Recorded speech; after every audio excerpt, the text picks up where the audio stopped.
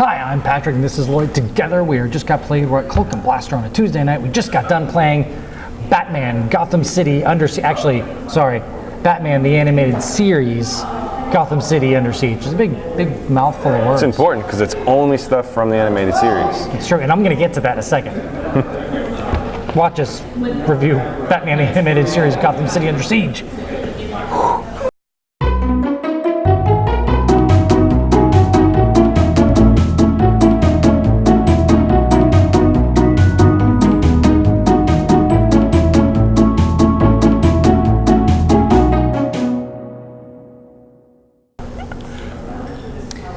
So Lloyd, just briefly tell us how to play Batman the Animated Series Gotham City Under Siege. You could first start by saying just Batman TAS, because that's how most people abbreviate it. Sorry, TAS. I'll do that. There you go. It's less of a mouthful. Okay, so in Batman the Animated Series, this is a completely co-op 1 to 5 player game that is essentially dice allocation. On your turn, you're going to roll dice. You are going to choose from actions on your player cards, which every player has a player card with a different character that has different abilities and different dice slots. And there's also a backside for wounded. You're going to place dice on those cards. There are act story cards that you have to complete in order to not have bad things happen. And then there are individual little story cards that are kind of extras to the act setup story card. So those all have different dice slots that you have to do in order to stop the negative things from happening. So each turn you'll roll, you'll place a die, and then once everyone's placed the die for that turn, you roll again. And then you place more dice until all your dice are gone. Once all your dice are gone, you take a look at what's left on the board and resolve all the bad effects that are left from cards you didn't defeat. In addition to the cards that you have to defeat, most of these actions are going to give you some form of attack and movement. So if you're Batman here, you're sitting up on top of this building, you can attack bad guys, which are represented by these little tokens that comes in 1, 2s, and 3s.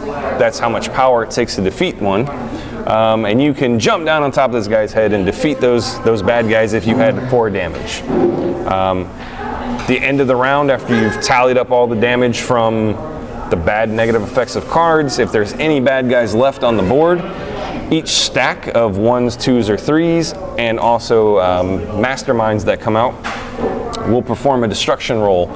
So you have these little city buildings that are sitting on building spaces that have negative effects on the bottom of them. You roll a die, and on an odd number, you destroy a building and turn it over and see what the ramifications are. That is a negative ramification. That is negative ramification. It's negative when stuff blows up. If it's a positive, now a positive negative. If it's an even number, nothing bad happens. If you are on a battlefield with bad guys at the end, you can try to fight them in one last attempt. If you roll enough to defeat them, they go away and they don't attack the city. The game's over after 4 acts, or in any one of many lost conditions, which are if a character were to get wounded twice, if all the city is destroyed, if the Gotham City track, which has, this actually tracks civilian casualties, explosions in the city, and bat signal points. So if the explosions or the casualties ever reach 0, that also ends the game. And you win by surviving, not letting the city get destroyed, and defeating the final act card.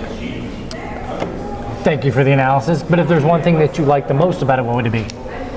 I mean, there's all kinds of crazy player powers in this game. So everybody plays a little bit differently.